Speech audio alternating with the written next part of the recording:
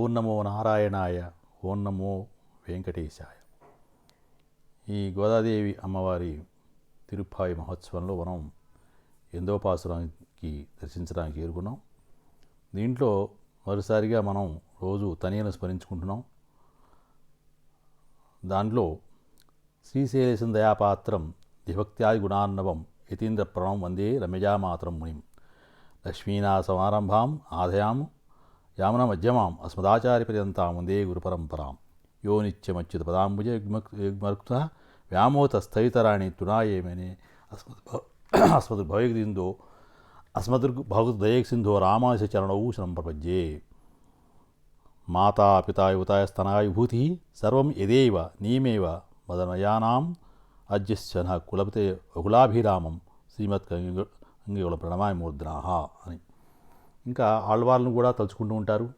భూతం సరత్య మహదాహవే భట్టనాథ శ్రీభక్సార్ కులశేఖర యోగివాహాన్ భక్తాంగిరేణి పరకాలతీంద్రమిశ్రాన్ శ్రీమత్ పరాంకుశం ప్రణతోస్మి నిత్యం అనేటువంటి పనిద్రాళ్వార్లను కూడా తలుచుకోవడం అనేది సాంప్రదాయంగా వస్తుంది. తర్వాత ఈ అమ్మవారి గురించి మనం పరాశర భట్టర్ వారు రచించినటువంటిది కూడా ఉంది.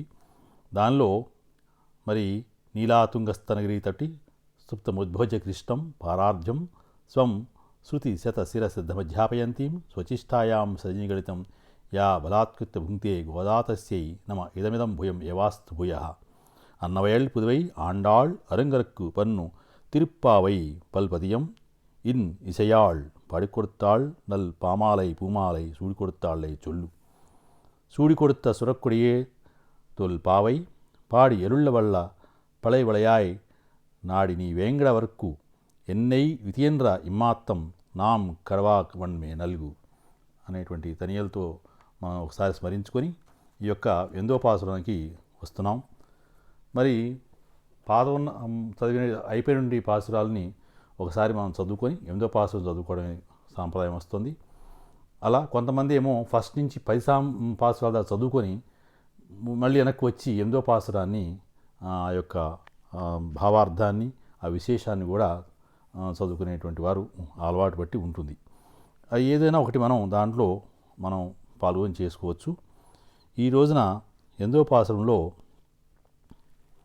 కీళ్వానం విలేంద్రు ఎరుమై సిరువీడు మేయ్వాన్ పరందనగాన్ మిక్కుళ్ళ పిళ్ళైగళం పోవాన్ పోగిన్రారై పోగామల్ కాత్తు ఉన్నై కూపా వందు విందోం కోదుకలైముడయ్య కూపువా వందు నిన్రోం కోదుకలైముడయ్య పానాయ్ ఎళుందిరాయ్ పాడి పర్రైకుండు అనేటువంటి చెప్పబడింది.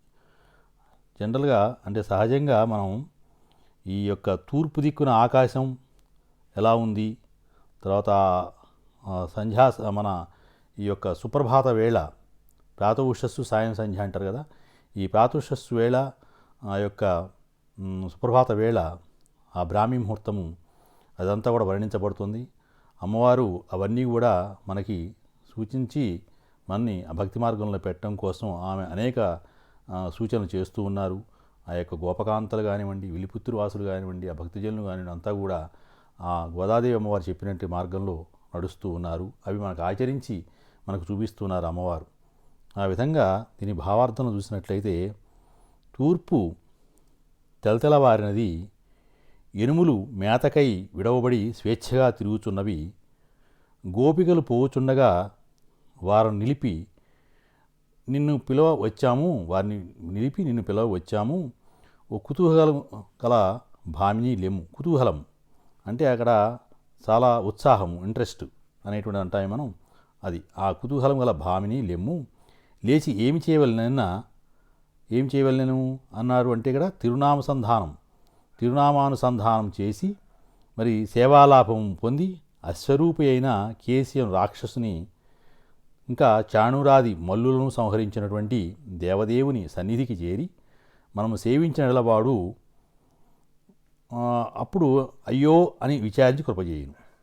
ఇక్కడ వారు ఆ స్వామివారు ఈ విధంగా ఎప్పుడైతే మనం ప్రభాత వేళ స్వామివారి యొక్క ఆయన చేసినటువంటి దుష్ట శిక్షణ శిష్ట రక్షణ విషయాలు కానివ్వండి, తర్వాత ఈ యొక్క మేలుకొలిపేటువంటి భరద్వాజ పక్షులు మనం చెప్పుకున్నాం. భరద్వాజ పక్షులు కానివ్వండి, ఈ ఇంకా అక్కడ ఏమింది ఎనుములు, పశుపక్షాదులు అవన్నీ కూడా ఉదయం వేళ, ప్రాతకాల వేళ అవన్నీ కూడా మరి ఆహారానికి వెళ్ళటం, తర్వాత ఈ యొక్క పశువుల్ని మేత కోసం వదిలిపెట్టడం, రైతులు వ్యవసాయానికి ఉదయం బయలుదేరి వెళ్ళటం, ఇవన్నీ కూడా మనకి గుర్తులుగా ఉన్నాయి. కాబట్టి ఉదయమే లేచి మనం భగవద్ధ్యానం చేసుకోవాలి. అది కూడా కేసి అనే రాక్షసుని చంపాడు. మనకి కేశవనామాలు కేశవాయ స్వాహ, నారాయణాయ స్వాహ, మాధవాయ స్వాహ అని వస్తుంది. ఫస్ట్ కేశవనామం, కేశవ అనేటువంటి రాక్షసుని చంపినటువంటి భగవంతుడు నారాయణుడు, శ్రీమన్నారాయణుడు.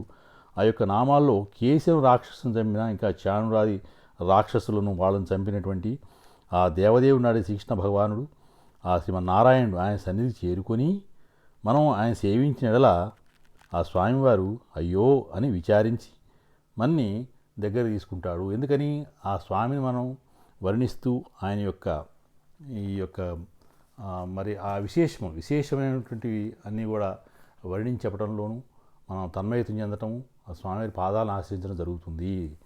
ఇంకా దీంట్లో తిరుమంత్రార్థం గురించి కూడా చెప్పబడింది. దీంట్లో మోక్షం కోరు వారు తెలుసుకోవాల్సిన రహస్యాలు మరి 3 ఉన్నాయని చెప్పారు. అందులో మొదటిది రహస్యం తిరుమంత్రం, రెండవ రహస్యము ద్వయమంత్రం, మూడవ రహస్యము చర్మశ్లోకం. ఇప్పుడు తిరుమంత్రం గురించి మనం తీసుకున్నట్లయితే, తిరుమంత్రం అనగా శ్రేష్టమైన మంత్రం.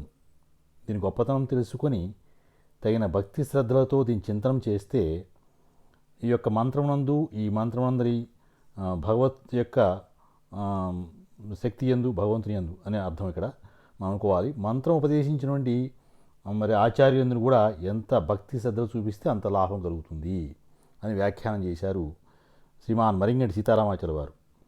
ఆయన పరతత్వ పరిశోధన పుస్తకంలో ఈ రహస్యత్రయం తిరుమంత్రార్థం గురించి బాగా వివరంగా ఇచ్చి ఉన్నారు. వారి అభిప్రాయంలో వారు చెప్పిన విధానం ఏంటంటే, ఈ తిరుమంత్రార్థము ఈ విధంగా 3 విధాలుగా ఉంటుంది. మొదటి రహస్యం తిరుమంత్రము, రెండవది రహస్యం ద్వయమంత్రం, మూడవ రహస్యం చర్మశ్లోకం అని వారు చెబుతూ, ఆ మంత్రోపదేశించినటువంటి ఆచార్యులు ఎందుకు కూడా భక్తి శ్రద్ధలు చూపించాలి అని వారు చెప్పారు. ఎక్కువ లాభం కలుగుతుంది వారి పట్ల. మరి ఆ విధంగా చేసుకుంటూ సంసారులు మరి భగవంతు ప్రభు అని తాము సేవకులమనియు మరచి భగవంతుని సేవించు భాగ్యమును పోగొట్టుకుని ఇలా పోగొట్టుకున్నామే అని దుఃఖం కూడా లేకుండా సంసార సముద్రంలో పడి కొట్టుకుంటూ ఉంటారు. భగవంతుడు దయామయుడు కనుక వీరు తనను తెలుసుకొని మోక్షం పొందడానికి వీలు కలిగించను. ఇంకా ఏం చేశారని చెప్పారంటే, సీతారామాచార్య వారు తానే ఆ భగవంతుడే బదరికాశ్రమమున నారాయణుడిగా పుట్టి తన అంశమున పుట్టిన నరునకు మొట్టమొదట ఈ మంత్రం ఉపదేశించను అని చెప్పారు.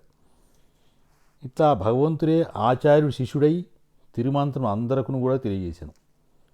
శిష్యుడు ఉండవలసిన విధానంలో కూడా లోకమునకు తెలియవలను కదా, అందుకనే శిష్యుడిగా కూడా అయ్యాడు ఆయన స్వామి. స్వయంగా మరి పాటుపడి ధనం సంపాదించుకోవడం ఎంత కష్టమో, సర్వశాస్త్రము చదివి ఆయన ద్వారా జ్ఞానం సంపాదించుకోవడం కూడా అంత కష్టం. తాతండ్రులు పెద్దలు సంపాదించి పెట్టిన ధనం వలె తిరుమంత్రం వల్ల జ్ఞానం కలగటం ఉందే సులభమే అంటున్నారు. అయితే భగవంతుని గూర్చిన మంత్రాలు అనేకం ఉన్నాయి. మళ్ళీ అవి ముఖ్యంగా 2 విధాలని చెప్పారు, వ్యాపక మంత్రములు, అవ్యాపక మంత్రములు. అంతటను వ్యాపించి ఉండి భగవంతుని స్వరూపము తెలిపినవి వ్యాపక మంత్రాలు. భగవంతుని అవతారములు, గుణములు, చేష్టలు మన వారిలో ఒక్కొక్క దానిని లేదా కొన్నిటిని తెలిపేవి అవ్యాపక మంత్రాలని చెప్పారు. అవ్యాపక మంత్రాల కన్నా వ్యాపక మంత్రాలు అయినటువంటివి వ్యాపించినవి. వ్యాపకం అంటే వ్యాపించినటువంటి మంత్రాలు. ఓ నమో నారాయణాయ, ఓం నమో భగవతి వాసుదేవాయ, ఓం నమః విష్ణవే అని ఈ 3 శ్రేష్టమైనవి చెప్పారు పెద్దలు. ఇంకా వీరు చెప్పింది ఓ నమో నారాయణాయ తిరుమంత్రమే ముఖ్యము. మిగిలిన 2 ఇవి మనం రక్షించేటువంటి కళ్యాణ గుణాలు అంత సంపూర్తిగా తెలపట్లేదు అన్నారు. తర్వాత వానికి శిష్టులు పరిగ్రహించడమే లేదు.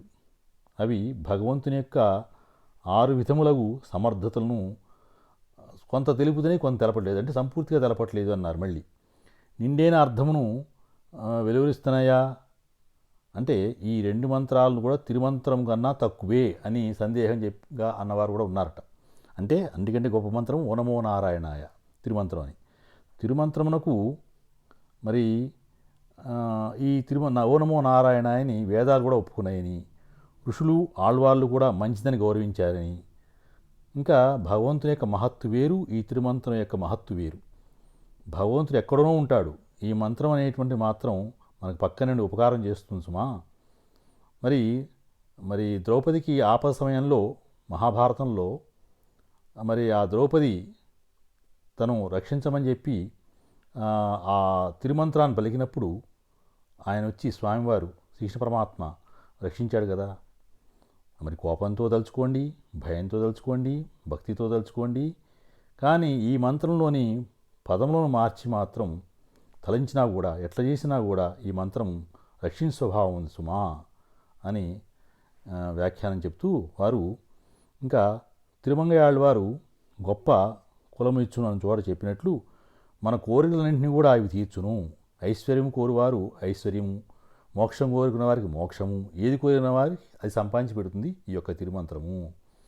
అట్లా కర్మిష్ఠులకు కానీ, జ్ఞానులకు కానీ, భక్తులకు కానీ అడ్డం వచ్చు ఆ యొక్క ఆటంకాలు ఏవైనా కూడా, అడ్డం వచ్చేటువంటి ఆటంకాలని కూడా పోగొట్టి తగిన ఫలమును సాధించి పెడుతుంది. నీవే నాకు దిక్కని శరణాగతి చేసిన ప్రపత్తినిష్ఠులకు ఆ ప్రపత్తికి తగిన జ్ఞానం, అంటే భగవంతునకు దాసుడుగా ఉండవలసిన ఆత్మను గూర్చిన జ్ఞానం అన్నారు. ఆ ప్రపత్తికి తగిన జ్ఞానం అంటే అది. అంటే భగవంతుడికి తప్ప మనకి ఇంకో అన్యుడు ఎవరు లేరు, భగవంతుడే మనం, ఆయన యొక్క పాదాలే శరణం మనకి అనేటువంటి ఆత్మగూర్చిన జ్ఞానం ఉండాలి. అది ఉన్నప్పుడు ఏమవుతుందంటే మనకి ఆనందం కలిగించేటువంటిది గొప్ప తిరుమంత్రం అవుతుంది. ఇంకా మత్తెల్లాం పేసుళ్ళాం అని చోట చెప్పినట్లు ఆత్మని బాగు చేసి ఉద్ధరించి మరి ఆ విధంగా కావలసినటువంటి 5 అర్థములు తిరుమంత్రంలో ఉన్నవి. దీన్ని అర్ధపంచకం అని చెప్పారు. వారి పరతత్వ పరిశోధన గ్రంథంలో సీతారామాచార్య వారు ఈ 5 గురించి సమగ్రంగా చర్చించారు. దాంట్లో ఆత్మస్వరూపం అంటే దాంట్లో జీవలక్షణము, జీవుడు భగవంతుడికే దాసులై ఉండటం. 2 పరమాత్మస్వరూపం, భగవంతుని లక్షణము, భగవంతుడి జీవులను అన్ని విధములా రక్షించువాడై ఉండుట. ఇంకా ఈ ఫలస్వరూపం అన్నారు 3వది, అంటే సంపాదించవలసిన మోక్షం. 4వది ఉపాయస్వరూపం అన్నారు, అంటే భగవంతుడే గతి అని నమ్మాలి. ఏది ఆయన యొక్క ఈ కష్టాల గడల నుంచి కానీ, ఈ యొక్క జన్మల నుంచి కానీ, జనమరణ చక్రం నుంచి కానీ రక్షించే స్వామివారు భగవంతుడే అని నమ్మాలి. అది కూడా ఉపాయస్వరూపం అన్నారు. 5వది విరోధి స్వరూపం అన్నారు, అంటే మోక్షానికి ఆటంకం కలిగించేవేవో అవి వదులుకోవాలి. అంటే ఈ యొక్క అరిషడ్వర్గాలున్నాయి, కామ, క్రోధ, లోభ, మోహ, మదమాత్సర్యాలు, అవన్నీ కూడా దాంట్లో ముఖ్యంగా విరోధ స్వరూపం. అంటే ఊరికి ఆవేశపడటము, ఒక ప్రతిభాని విరోధిగా భావించినటువంటి సిద్ధాంతం ఉంది. దాన్ని వదులుకొని అందరి పట్ల ప్రేమగా ఉండటం అనేది సాధించుకోవాలి. అప్పుడు భగవంతుడు ప్రసన్న అవుతాడు, భగవతత్వం ఏంటో తెలుస్తుంది అని కూడా వీరు చెప్పారు. ఈ విధంగా నారాయణ పదంలో భగవంతుడు జీవులకు మరి అన్ని విధాల రక్షకుడై ఉన్నాడని చెప్పి వాళ్ళు చెప్పడం జరిగింది. ఇంకా ఈ విధంగా తిరుమంత్రార్థం యొక్క గొప్పతనం చెబుతూ ఓం అనేది మనం ఓం నమో నారాయణ అంటాం కదా. ఓం అని దానివలన దాస్యము, నమః అని దానివలన తనకు తాను రక్షకుడు కాడు, స్వామివారే మనకు రక్షకుడు అని తెలుస్తుందని నమః, నమస్కారం ఎవరికి చేస్తున్నాము, మనం రక్షించే స్వామివారికి చేస్తున్నాము అని విషయం ఉంటుందని. నారాయణాయ అని దానివల్ల నారాయణునికే దాస్యము, కైంకర్యం చేస్తాం అనే విషయం తెలుస్తుందని. ఆ ప్లస్ ఊ ప్లస్ ము అనే అక్షరములు కలిపి ఓం అయినవనియు, దీనిలో అకారము, ఉకారము, మకారం అని 3 అక్షరములు కలిసినవి. ఇది ఎలా ఉంటుందని చెప్పారంటే ఆశ్చర్యంగా గమ్మత్తుగా వారు చెప్పింది, 3 కుండలలో పెరుగుని తీసుకొని 3 కుండలలో పెరుగుని దరచి తీసిన వెన్న ఉంటుందే, అది వెన్న ఒకే ముద్ద చేస్తే ఎలా ఉంటుందో 3 వేదాల నుంచి స్వీకరించిన ఈ 3 అక్షరాలను కూడా తీసి ఆ ఓం అనే పదముకు చేరిస్తే అందు ఓంకారమును వచ్చి వేద సారం అవుతుంది అని వారు చెప్పారు. అకారము అన్ని శబ్దములకు కారణమై భగవంతుని తెలిపినట్లే భగవంతుని అన్ని లోకములకు కారణమై అందరూ రక్షించువాడను అర్థము తెలుపుతున్నది. కాబట్టి అనగా అన్ని లోకములను పుట్టించి రక్షించువాడు నారాయణుడు, రక్షించుట అనగా కష్టమును పోగొట్టి ఇష్టమును ఈడేర్చుట. ఈ కష్టములు వాంఛలు రెండును జీవులందరికీ వారి వారి కర్మలు బట్టి వారి వారి స్థితిగతులను బట్టి ఉంటాయి సుమా, అది తెలుసుకోవాలి అని చెప్పి వీరు చెప్పడం జరిగింది.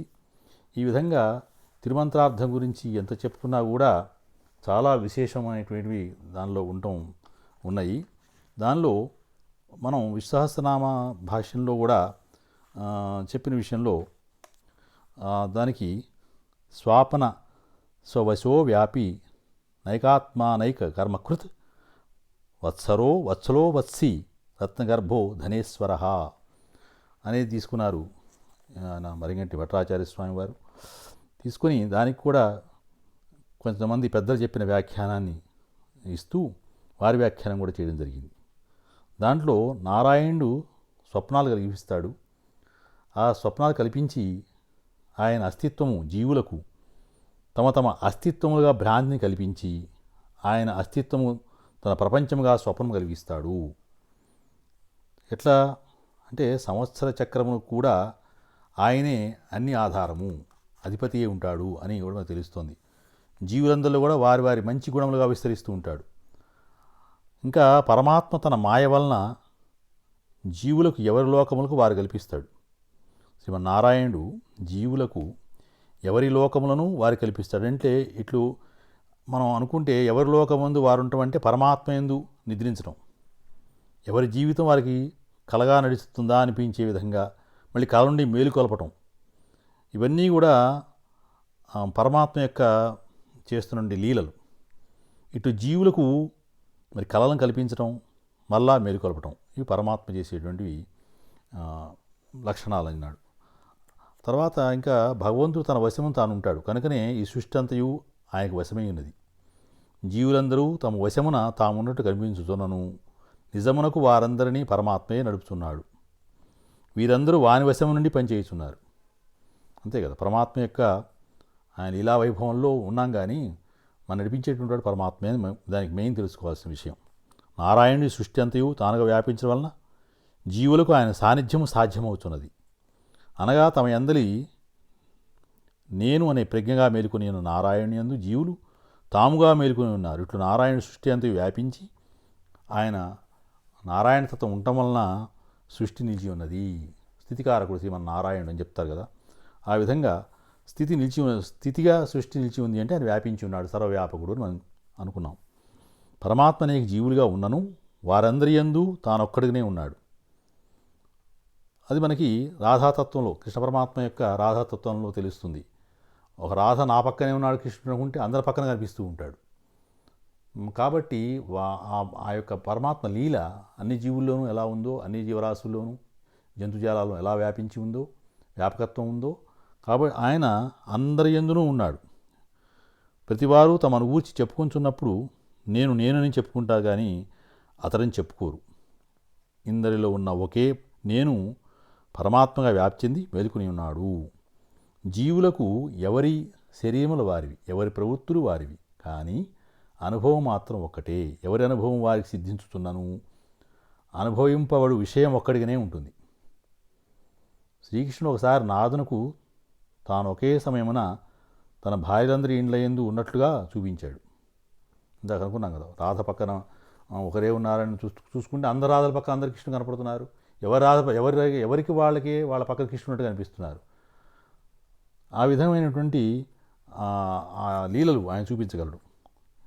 కాబట్టి జీవులకు పరమాత్మ గల సంబంధం వాత్సల్యమే, భక్తవత్సలుడు అంటాం కదా. అది పరమాత్మ ఆ జీవుల యందు చూపించే వాత్సల్యం కనుకనే ఆయన జీవులకు తల్లి తండ్రి కూడా అవుతున్నాడు.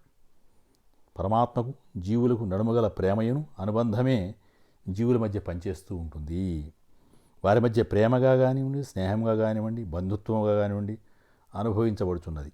దీనివలనే జీవులు కుటుంబంగా ఏర్పడి తమ మధ్య అంతర్యామి రూపము ప్రేమను అనుభవంగా సాధించుకుంటున్నారు. మనువు ఇట్టి అంతర్యామి సాధన కొరకే జీవులను కుటుంబంగా ఏర్పరిచాడు. అనేక కుటుంబాలు ఎట్లా ఏర్పడ్డాయంటే మనువు చేసినటువంటి సాధన, అంతర్యామి సాధన కోసం ఈ జీవుని కుటుంబాలుగా పెట్టాడు. తన కుటుంబంలోని వారిని ప్రేమించి సేవ చేయలేని వాడు ఎట్టివాడైనను కూడా మోక్షం అర్హుడు కాడు.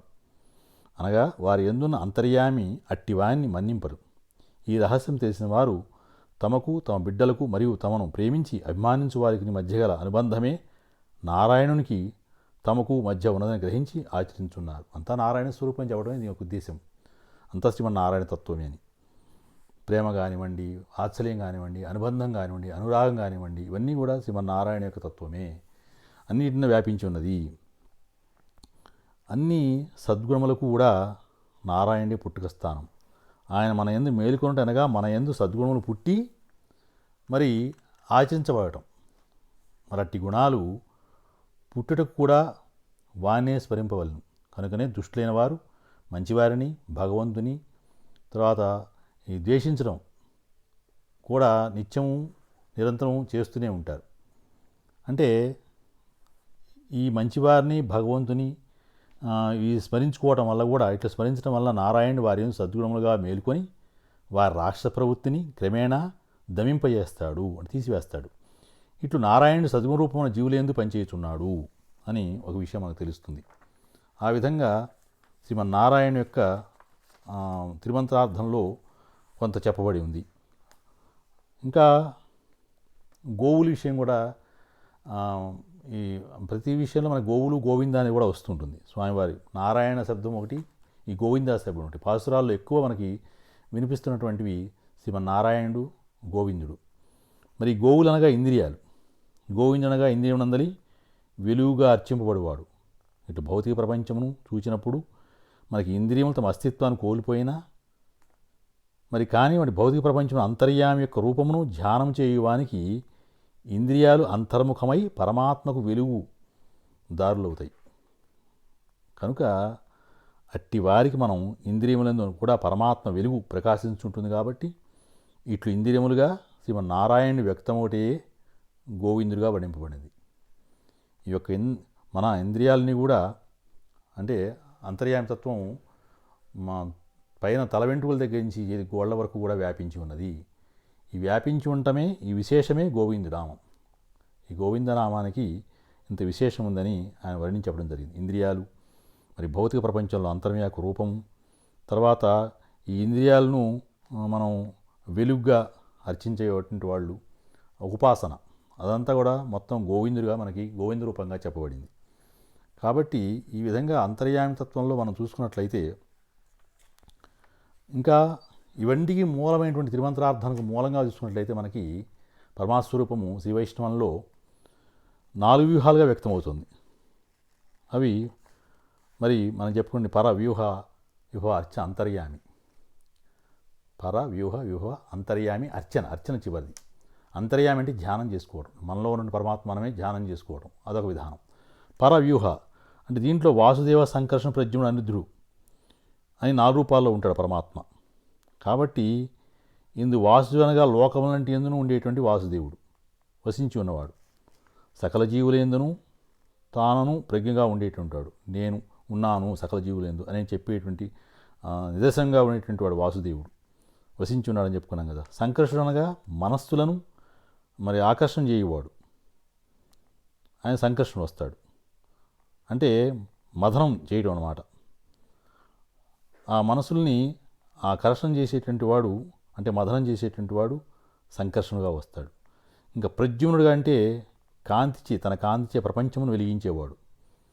మరి అనిరుద్ధుడనగా నిరోధించుటకు శక్యంగా అని ప్రజ్ఞ గలవాడు. ఈ 4 వ్యూహాల్లో మనకి భగవంతుడు శ్రీమన్నారాయణుడు వ్యక్తం అవుతున్నాడు. అవి వాసుదేవుడు, సంకర్షణుడు, ప్రద్యుమ్నుడు, అనిరుద్ధుడు. ఈ 4 యొక్క తత్వాలు చాలా విశేషమైనటువంటివి ఈ శ్రీమన్నారాయణటువంటి తత్వంలో వస్తాయి మనకు తెలుస్తుంది. ఈ విధంగా అమ్మవారు మనకి తిరుమంత్రార్థాన్ని చేసుకొని ఆ తిరునామానుసంధానం చేసుకుని ఆ సేవాలాపం పొంది మనం ఆ శ్రీకృష్ణ భగవాన్ లీలలను శ్రీమన్నారాయణ తత్వాన్ని కనుక మనం ధ్యానం చేసినట్లయితే అప్పుడు ఆ విధంగా మనం ఆ దేవదేవుని సన్నిధి చేరి ఆయన మనం సేవిస్తూ ఉంటే, ఆయన గుణగణాలు కీర్తిస్తూ ఉంటే ఆయన అయ్యో ఈ యొక్క జీవుడు ఎన్నో జన్మల నుంచి ఇలా కర్మఫలం చేత జన్మలెత్తూ వస్తున్నాడే, ఇకనైనా వీడు జ్ఞానం తెలుసుకొని నా వైపు సంచరిస్తూ నా వైపు వస్తున్నాడు కాబట్టి ఈ జీవుణ్ణి ఉద్ధరించాలని చెప్పి ఆయన ఆలోచించి విచారించి కృప చేస్తారు, అంటే దయ మన మీద కలిగి ఆయన మన దగ్గర తీసుకుంటారు సుమా. కాబట్టి ఇటువంటి యొక్క భగవత్ సంబంధమైనటువంటి ధ్యానంతో, భగవత్ సంబంధమైన విశేషాలతోటి మనం స్వామి యొక్క పాదాలు శరణజొచ్చాలి. ఈ వ్రతంలో ఉన్నటువంటి ముఖ్యమైనటువంటి విషయాన్ని అమ్మవారు ఈ పాసురం ద్వారా మనకి శ్రీమన్నారాయణ పరతత్వము, శ్రీమన్నారాయణని సేవించటం, తర్వాత ఆయన కృపకు పాత్రులవ్వటం అనే విషయాన్ని మనకి ఆమె ఆచరించి మనందరికీ కూడా చూపెట్టారు గోదాదేవి అమ్మవారు. కర్కటే పురఫల్గుణ్యాం తులసికానోద్భవాం పాండే విశ్వంభరాం గోదాం వందే శ్రీరంగనాయకీం. శ్రీహకాంతాయ కళ్యాణ నిధయేర్థినాం శ్రీవేంకటనివాసాయ శ్రీనివాసాయ మంగళం. మంగళం కౌసలేంద్రాయ మహనీయ గుణాత్మనే చక్రవర్తితనూజ సార్వభౌమాయ నిత్యమంగళం.